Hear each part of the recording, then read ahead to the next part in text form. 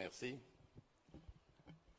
Alors, avant toute chose, permettez-moi de remercier et de féliciter notre frère, le président Macky Sall, et également notre frère, le président Akinoumi Adesina, pour cette initiative, une initiative inédite qui met les chefs d'État en face des bailleurs de fonds et autres associations pour parler des problèmes de la lutte contre la faim.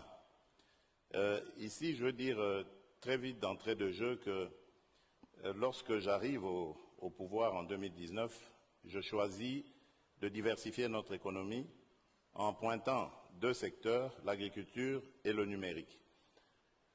Pourquoi je voulais le diversifier? Évidemment parce que malheureusement, notre économie dépend beaucoup des mines et les mines sont à la base de beaucoup de nos malheurs. La preuve, en ce moment, nous vivons encore un de ces malheurs par l'agression rwandaise contre mon pays et ça fait plus de 20 ans. Je fais une parenthèse justement parce qu'il fallait que j'en parle. J'ai entendu beaucoup parler de l'agression russe en Ukraine, mais on oublie souvent celle qui a plus de 30 ans et qui est causée par un des voisins de la République démocratique du Congo. Et donc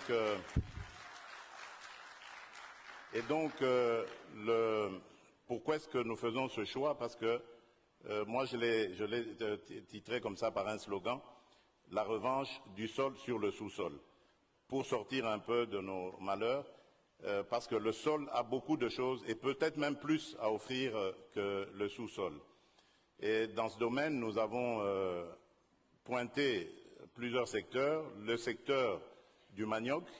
Aujourd'hui, nous avons réussi à impliquer le manioc dans la fabrication du pain à hauteur de 10%. Cela nous a permis de faire des économies sur l'importation de blé, d'économies de l'ordre de 10 à 20 millions de dollars. Nous développons en ce moment des semences pour la culture du soja. Vous savez que le soja est très important pour lutter contre la malnutrition, mais également pour servir d'aliment pour le bétail.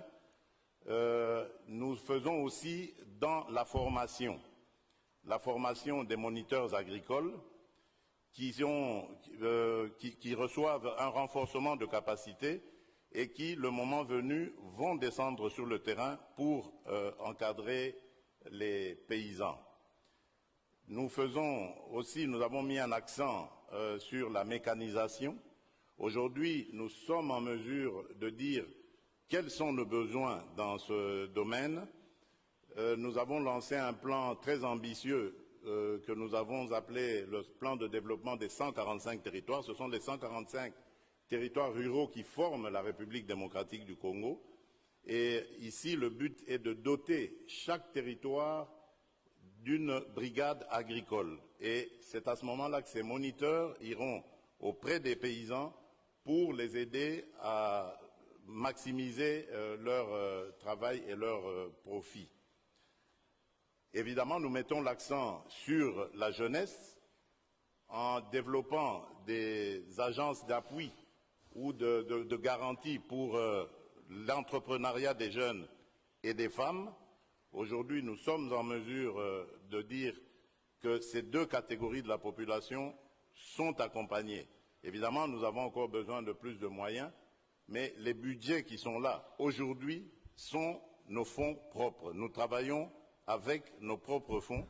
Nous avons réussi à doubler le budget, en une année, le budget du ministère de l'Agriculture et même le budget global du pays. Là, nous l'avons quadruplé. Donc ça veut dire que nous sommes en train d'avancer petit à petit. Le Congo est en marche, il est en train de se lever, mais nous avons besoin d'accompagnement pour d'abord avoir la paix et la stabilité qui nous permettra davantage faire d'autres choses, mais également nous avons un besoin en énergie, eau, électricité, parce que vous le savez très bien, sans électricité, on ne peut pas développer des industries. Et à propos d'industrie d'ailleurs, nous avons identifié 8 sites à travers le pays où nous avons déjà développé 3 zones agro-industrielles. Donc voilà globalement ce qui est fait en République démocratique du Congo. Je vous remercie en tout cas de nous avoir permis d'en parler et de faire face à d'éventuels bailleurs de fonds qui pourraient nous accompagner dans notre aventure. Voilà, je vous remercie. Thank you very much. Merci.